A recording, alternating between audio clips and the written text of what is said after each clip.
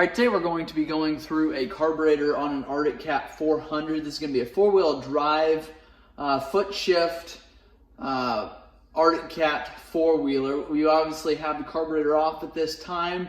To do that, we've had to remove the throttle cable that runs into this housing here. So we've obviously put this cover back on, but I just wanted to show you what's underneath of this. One Phillips screw will take this off, and you can potentially take the throttle cable off of the actual thumb throttle housing and pull that cable out with it. We've chosen to leave that cable on there and leave that attached to the four-wheeler. That way we don't have to reroute that and just pull that cable off here. Once you pull this cover off here, your cable is going to run down in here. There's going to be a locking screw on the top and the bottom of this aluminum piece here. That cable is going to run around here, hook into here. And so to get that out, you just, a lot of times what I do is take and I'll push that forward just so there's not as much tension on that cable there, and then just pull it out from this groove here, lift it straight out, slide that cable off of there, and that cable is off. Make sure we keep track of where this is. This is not completely sealed up. There's not an O-ring or anything. You don't want debris getting in here, but there's not a good O-ring that's going to protect this housing here. Debris could potentially get in here, but you can see we didn't do any amount of cleaning at all in here, and you can see how clean it is. So obviously not a real large area for dirt to get built up in. Throttle or your idle adjust is here. You turn that clockwise to turn that idle up. What you're doing when you adjust that idle, if you turn it clockwise, you're opening this butterfly. So if you turn your idle up, essentially what that's doing is pushing that butterfly open, giving you more airflow through there, sucking more fuel up through your bottom bowl there. I don't suggest adjusting the idle more than about a quarter turn at a time. And you want to make sure that your four-wheeler is completely warmed up before you start adjusting that. So again, counterclockwise is going to turn your idle down. Clockwise is going to turn your idle up. Again, get your four-wheeler up to running temperatures before you start doing that. A little test I like to do, grab compressed air, and you take and blow through this port here on the top of your intake there. And what that does, you'll see that slide in the background lift up, and it should slide back down. If it catches or it doesn't slide up, then you obviously have something wrong with your diaphragm that's up top here, so make sure and pull that off. If it kind of slowly goes down, sometimes the vacuum in that diaphragm is bad, or the boot or that diaphragm is ripped, maybe even potentially just a small rip, maybe it's not completely sealed, but we'll get up into that area here in a little bit. First thing I'm going to do is flip this carburetor upside down. We've got this area here, and I want to show you this. Pretty simple, not a lot to this, but there was some people that had a question on it. So 3 Phillips screws, and I like to keep my thumb over top of it because there is a spring, there's a diaphragm underneath of there, and it's not going to go flying, not going to poke your eye out or anything, but I like to make sure that all pieces are held together. A little bit easier too when you're going back together, you just know that order since it was all held together. So loosen these 3 Phillips screws here. We'll take these off. Set those aside here, then we'll take that cap, pull it off of here. Cap, you want to make sure that it's clean, make sure that's in good condition there. You can see there's some ports there that run through here, in particular this one here, and it's sealed with an O-ring here, so you want to make sure that that's cleaned out. We'll set that aside. We've got your spring there, and then we have your diaphragm here. Sometimes easier to flip this carburetor, pull this off, but just being careful you don't rip it. Your diaphragm is going to go this way. If you can see that there, kind of a textured color of rubber on this side, so that's going to be up. What that does there, okay, so right here you can see that arm's going to push that. What that does is push on this diaphragm here. It's going to push fuel up. So that is just a little bit about that diaphragm underneath there. You want to make sure that there's no debris. Well, you want to make sure that this is not ripped or anything. You want to make sure there's no debris in this area here. You can clean that really good. Just use carbon choke cleaner and compressed air. Going back together then, you want to make sure that rubber diaphragm sits down in that groove. Make sure it's not on top of that groove at all, or you're going to have problems. The other thing that you can do, you want to make sure that this is completely pushed down when it's in this position. Otherwise, you're going to be kind of fighting against yourself putting this back together. So spring there, and then you take, and that spring will sit in that groove there. Just be careful going going back together, that stays, that diaphragm stays where it needs to be. Turn that to the position that it is, and you'll kind of feel it there, seated where it needs to be. When you're going back together, you want to make sure that kind of slides into that groove there, like I showed you. So put these on. I like to keep my finger over top of here just to kind of make sure everything's seated properly until we get a couple of these screws completely buckled up there. What that does, and I'll show you when we get into that bottom bowl area there, and there's a little test you can do to make sure that that's functioning properly, but it uses air and kind of forces fuel up into the bowl area. So pull the bottom bowl off here. There's 4 Phillips screws, and your air fuel screw, which is here. I'll show you that here in a little bit, but we'll pull these 4 screws off here, and I'll show you that bowl and how that works underneath of there. A rebuild kit will a lot of times come with new jets, sometimes a new needle. I think every time it'll come with a new bowl gasket. You want to use all those parts if they're included. You do want to make sure that your jets are the same size. Sometimes aftermarket companies will try to utilize the same jet kits for many different years and models, and will send you the wrong size jet. So double check with a microfiche or your book as to the specs and what your jets need to be. I'll go through what those numbers are on this carburetor, not saying that yours is going to be the same. We'll pull that bottom bowl off there, and you want to make sure this is all clean. Make sure there's no debris sitting in here, no dirt, no pieces of rubber or anything from your fuel line gets stuck down in here. Even clean out underneath here, and just make sure that that's all clean. Otherwise, what's going to happen is that dirt and debris is going to come up, get sucked up through these jets here, and at some point will clog these jets up. What I showed you earlier, that lower diaphragm there, if you put pressure on this, and we don't have fuel or anything in here now, but if we were to spray carbon choke cleaner, let it sit in here, if you take that and push down on this lever here, you're going to shoot fuel, in most cases, up out of this port here. So that air, when you press down on here, is going to shoot that fuel up from that tiny little port there. This tube right here is an overflow. What happens there is when your four-wheeler's bouncing around, or maybe sitting in the shop just constantly leaking, that fuel is overflowing into this overflow tube here, coming out this bottom nipple. You want that because you don't want that fuel dumping directly into your air box or into your cylinder. So you want that to go at your overflow here. What you don't want, if you can help it, if your four-wheeler is just sitting in the shop constantly be leaking fuel, then you obviously have a needle seat issue that you need to take care of.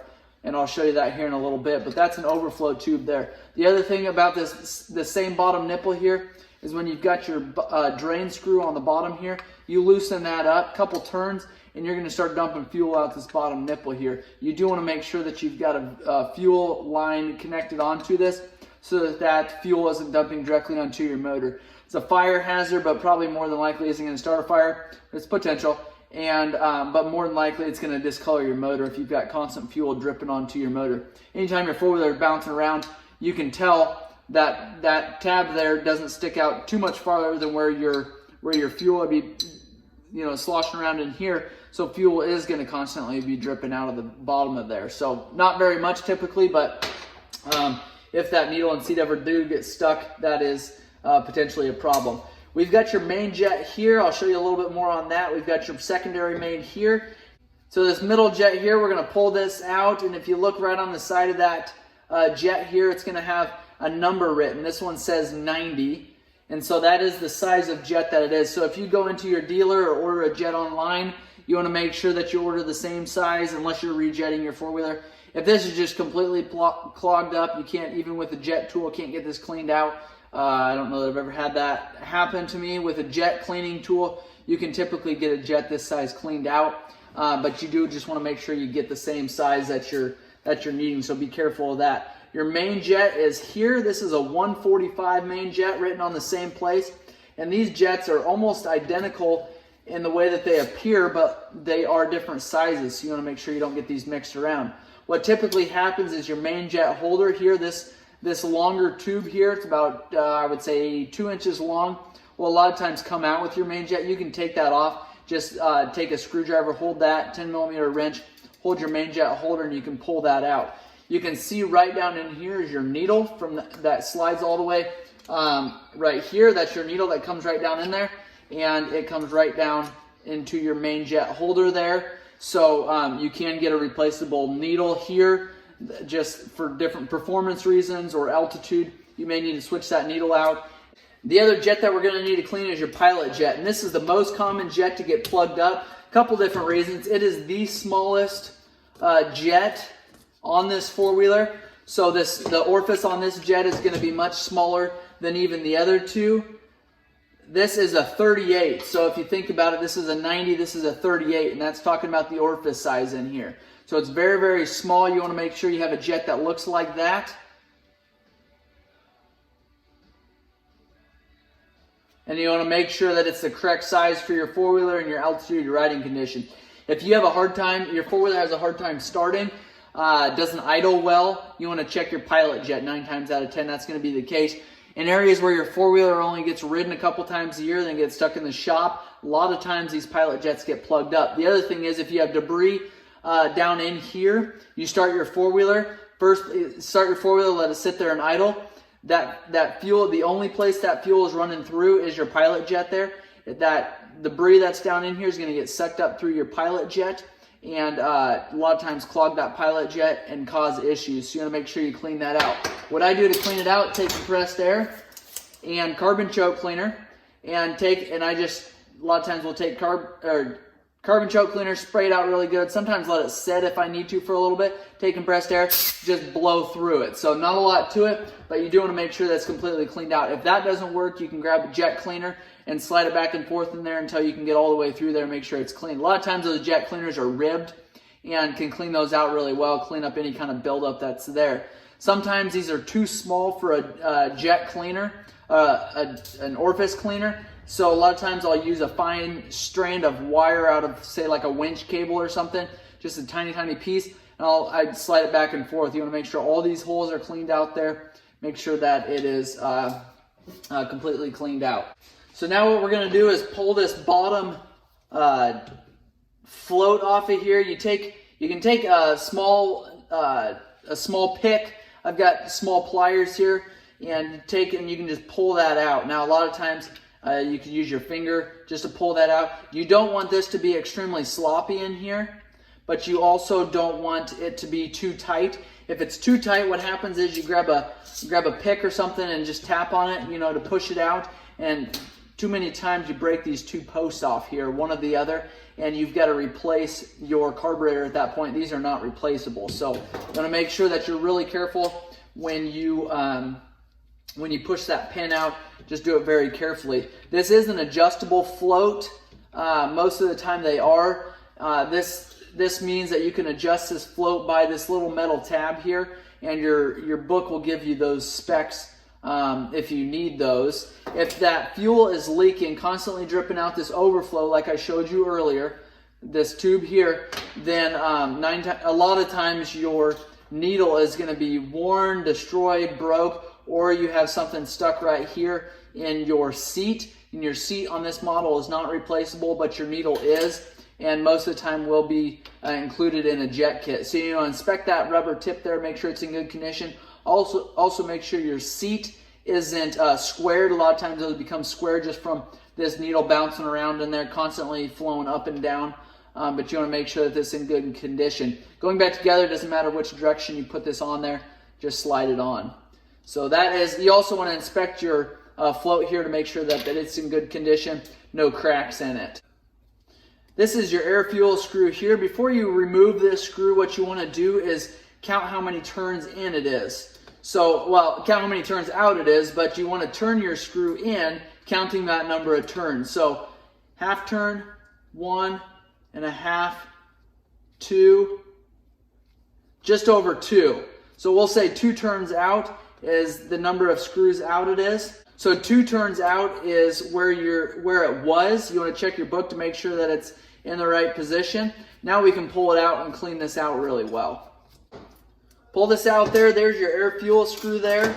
And then down in there we've got a couple different parts. Okay, so all that came out is the spring and the air fuel screw here. Down in there is going to be a rubber seal. It's also going to be a very, very small washer. You want to make sure that those are in there, make sure they're secure and in the direction that they need to go. You can blow through there, clean that out with compressed air. This carburetor is actually in great condition, so I'm not going to pull those out and potentially damage that O-ring. It's in good condition, I know it is, so we are just going to go back together. So first, you're going to put an O-ring in there. Second, you're going to put a little small metal washer. Third, you're going to put a spring. Fourth, you're going to put your air fuel screw. Screw that in. You don't have to count the number of turns in at this point.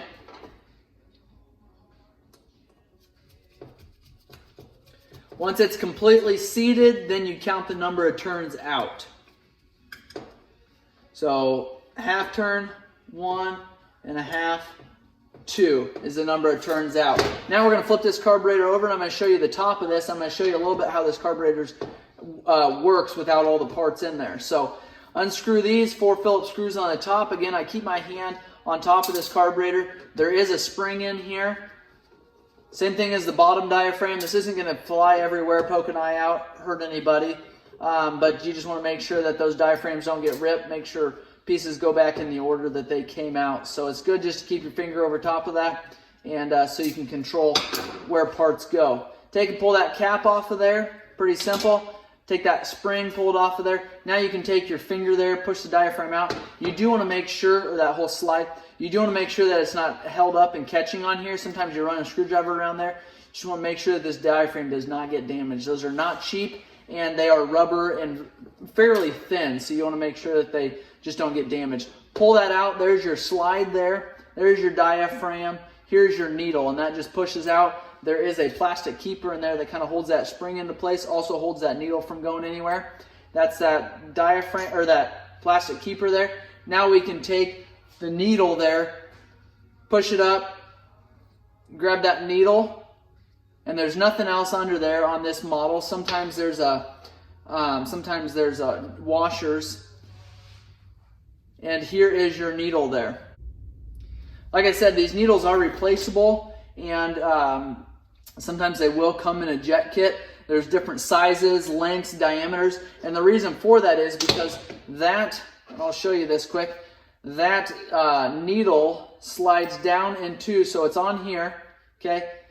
I'm not sure how I'm going to hold this. So it's on here, it slides down into your carburetor and to your main jet holder here, and it sits about like that inside of your carburetor. So when you give it gas, this diaphragm is going to lift up, and that's going to allow more fuel to be sucked up through your main jet and up into your carburetor, down into your motor. So if you have a different size main jet, what's going to happen is that's going to allow more fuel to get sucked up through there. If you have a different size needle, it's going to allow more fuel to be sucked up potentially sooner if you have a shorter one, or not as soon if you have a longer one.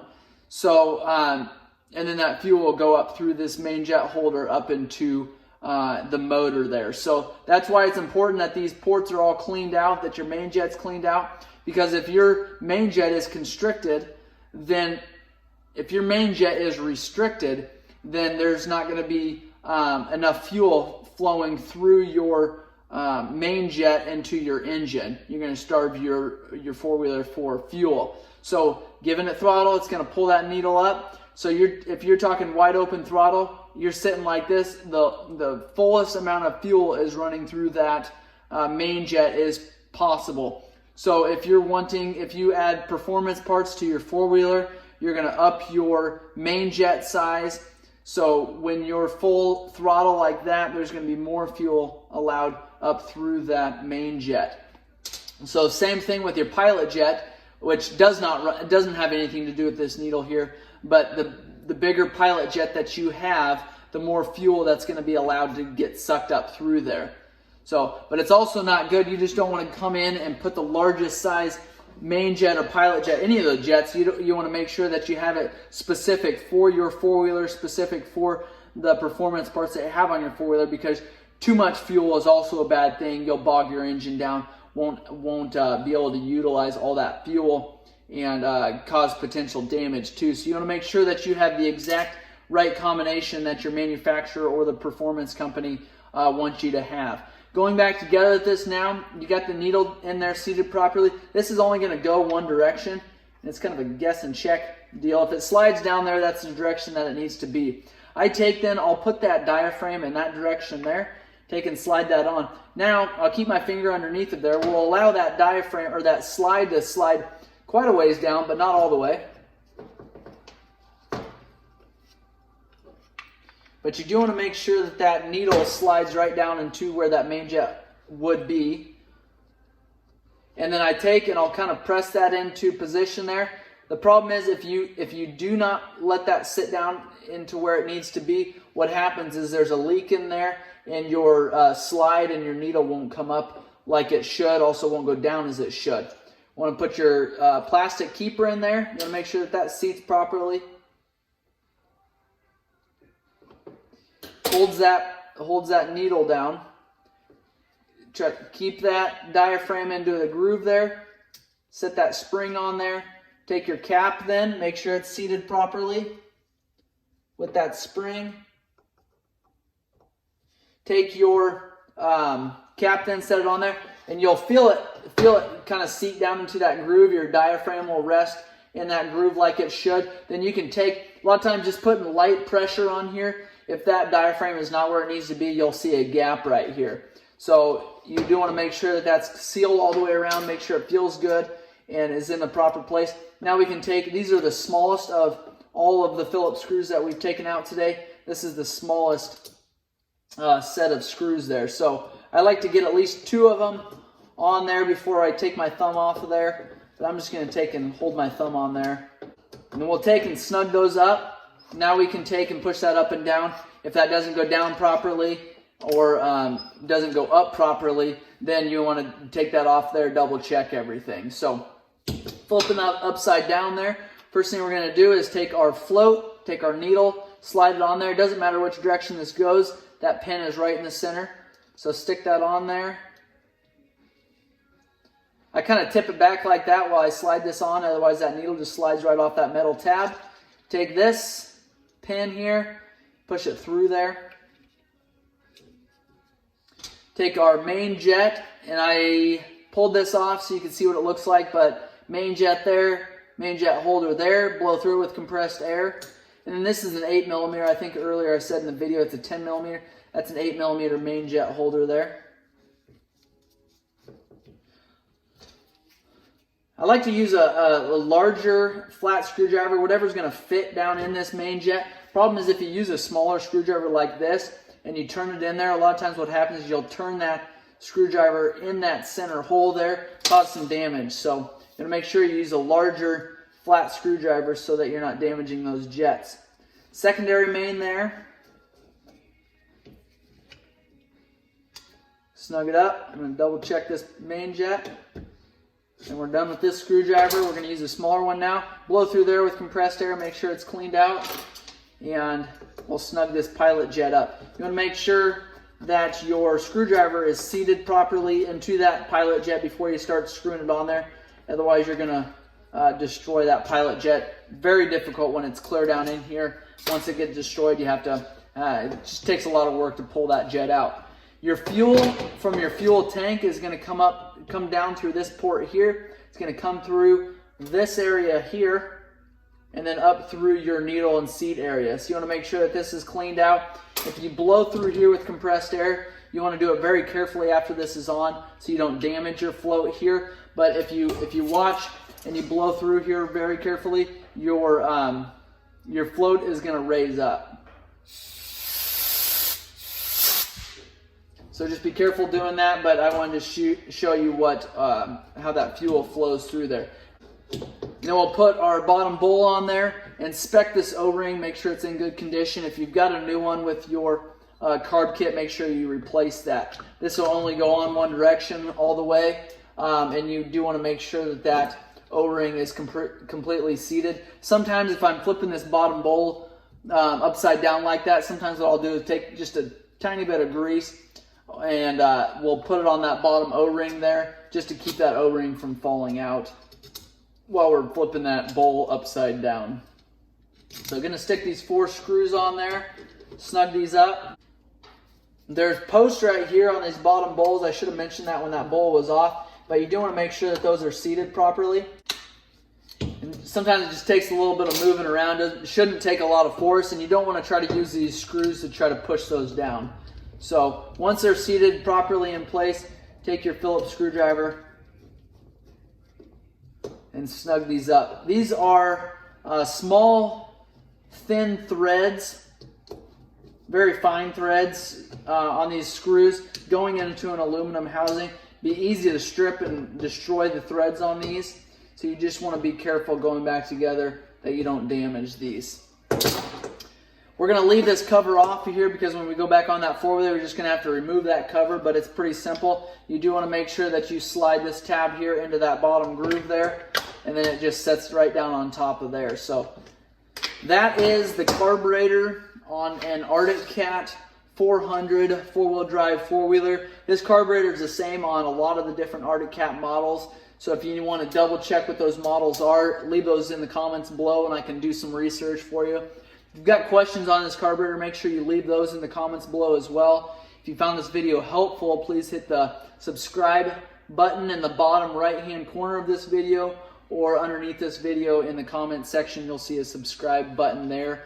Share and like this video so that your friends and family can see it as well. And together we will have cleaner carburetors. Thanks for watching.